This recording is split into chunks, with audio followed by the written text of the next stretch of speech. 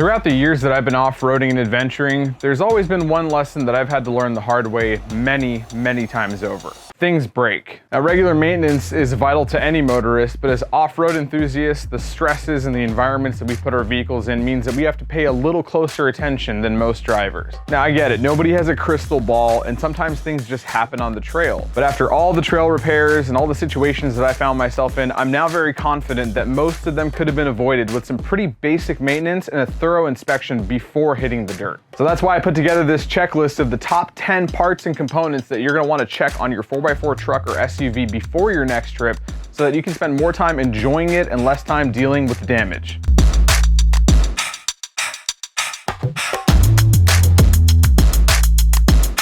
Hey guys, I'm Matt McAdam, aka Desert Chief, only on Driving Lines Chasing Dust, and on this episode I'm going over my pre-trail checklist to give you guys an idea of what to look for on any vehicle before setting out on an adventure. Now, most of these are pretty basic vehicle maintenance items that you should be doing on any vehicle regardless of whether or not you're going off-road. But I've often found that it's the most basic things that I and others miss that end up becoming a much bigger problem once we're out there on the trail. So without any further ado, let's get into this checklist.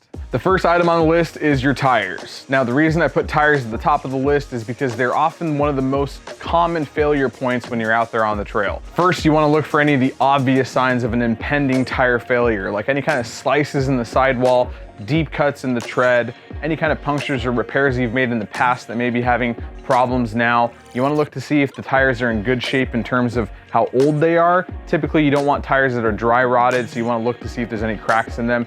Another common one is tread separation. If you see any kind of bubbling on the sidewall or anything like that, you want to be aware of those because that can cause a failure down the road as well. If you see things like cupping or uneven wear, that's indication of other components on your vehicle, like your suspension or your alignment that's going bad. So a tire can actually tell you a lot about the condition of your vehicle and how it drives down the road. And if you take a look at these things before you hit the trail, you have a better chance of being able to have a successful trip. Also, don't forget to check your spare tire because if you do need to use it, you want to make sure that it's in good shape before you head out. Number 2 on our list is a bolt check. And this is something that I personally do pretty often because I do a lot of off-roading and I put my vehicle through a lot of stress, jumping it through the air, doing rock crawling trails, lots of hard hits. Bolts come loose, nuts come loose.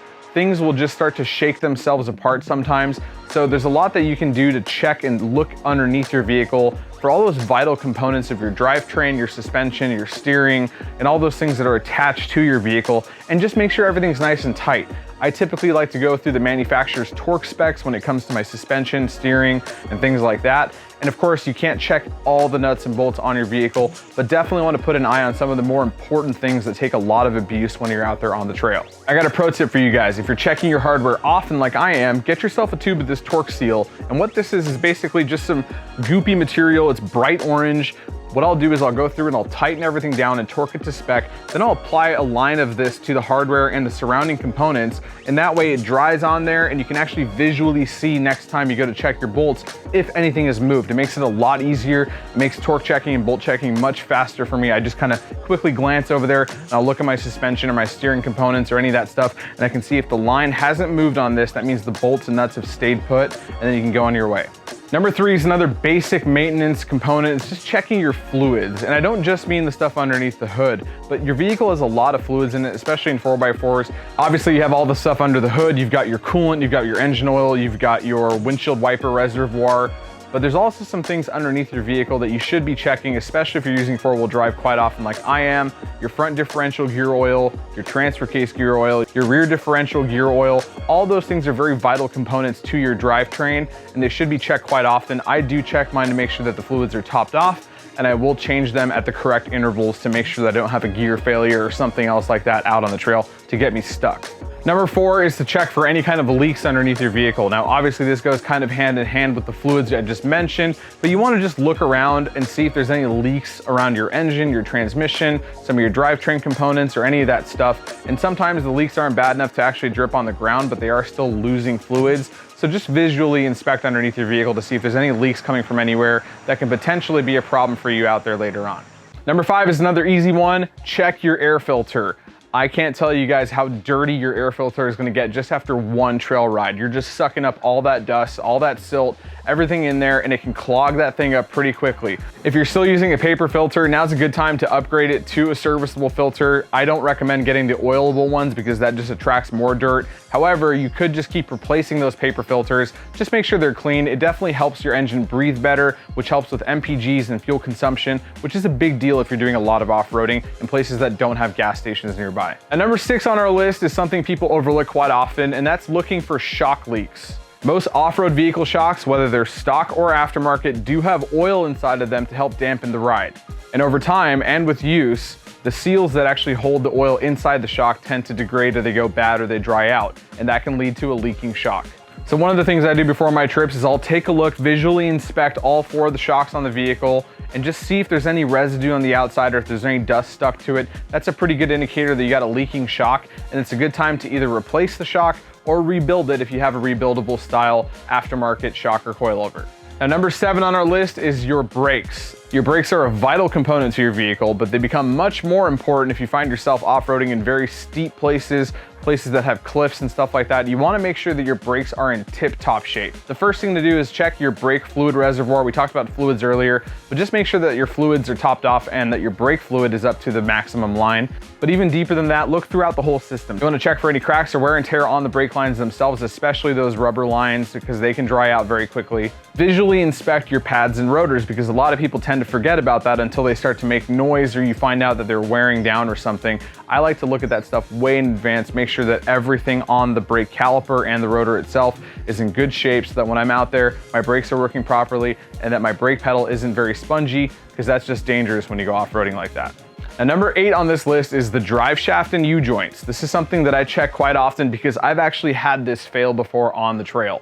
I had a U-joint that I didn't know was going bad, and it finally gave up on a rock crawling trail over 1,000 miles away from home. So you can imagine how difficult that was to get off the trail using just the front tires, because I only had my front drive shaft left at that point, and then getting home only in front wheel drive, essentially having the vehicle in 4-wheel drive with no rear drive shaft. That is a nightmare. It's a lot of wear and tear on your drivetrain. You don't want to deal with it. And if you spit out a rear drive shaft and you only have a rear wheel drive car, well, you're stuck out there and you have no chance of getting back until you replace that drive shaft. There's a lot of ways of visually inspecting your U-joints to make sure that they're in good shape. One thing I like to do is put the vehicle in neutral on flat ground and get under there while the vehicle's off, and just kind of shake the U-joints a little bit, shake the drive shaft a little bit, and just see if there's any excessive play in there. And if there is, promptly replace that U-joint or have the drive shaft serviced by a reputable drive shaft shop around here. Now for number 9, we're gonna go back under the hood. You wanna take a look at all your hoses and your belts. These two are parts that go out all the time around town, and it's usually not a big deal. You have a hose that starts leaking or it dries out, or you have a belt that breaks or rips or tears off or whatever. You can usually just go into any auto parts store and pick up a new one, and oftentimes I just replace them in the parking lot. It's pretty easy to do, but that's a big problem when you're miles and miles away from the nearest road. So before your trip, just pop open your hood and visually inspect your hoses and your belts. Look for any kind of dry rotting or cracking or any kind of leaks or any of the clamps that go around your hoses that are starting to fail or go bad. If you blow a belt on the trail, you're not gonna have power steering, you're not gonna have air conditioning, you're not gonna have your alternator charging your battery, and it's just a huge list of problems if you don't have a belt to replace it with when you're out there. Last but certainly not least, number 10, you want to check your frame for any obvious signs of cracks or failure. Now, if you've got a body on frame vehicle like I've got over here, what I'll do sometimes is I'll spend 20 minutes just crawling around underneath my truck and taking a look to see if there's any obvious fractures or stress cracks anywhere. I drive my truck pretty hard, and sometimes things just fail. Even factory welds, they're not always perfect. So having an idea of what's going on underneath your vehicle, looking at this stuff, maybe identifying problems, is really gonna help you guys out. It's a lot harder to fix a crack or a fracture in your frame while you're out there. Even if you've got a welder, it's very difficult to fix that out there. I've literally seen trucks break in half on the trail, and I can't tell you how difficult that is to repair. So spending a few minutes underneath your vehicle before you go on a trip and just looking at everything visually will definitely save you guys from having a much bigger problem once you're out there in the middle of nowhere. And that's pretty much it, you guys. Now, obviously, this list is pretty redundant. If you find yourself off-roading every weekend, you're not gonna be checking this stuff every single week. but for majority of us, it's a good idea to inspect all of these components periodically so that you might be able to catch something before it degrades to the point of failure. My hope is that this video helps you guys spot any issues before your next outing, and if you got a group of people that you typically go off-roading with, be sure to share this video with them so that way you're not spending your trip working on their vehicles too. And lastly, if you guys found this video helpful, be sure to hit the like button, drop a comment below if you've got your own pre-trail checklist. I'd love to hear about it. And of course, hit that subscribe button so that you can see more videos that will help enhance your trail experience. But that's gonna do it for this time, you guys. Once again, I'm your host, Matt McAdam, AKA Desert Chief, only on Driving Lines Chasing Dust. And as always, I'll see you guys on the next one. Thanks for watching Driving Line. If you guys like this video, consider subscribing to our channel so you'll never miss any of the content we create here. Whether you're into trucks, Jeeps, imports, domestic vehicles, or anything in between, we are here to fuel your passion. So hit that subscribe button and we'll see you guys next time.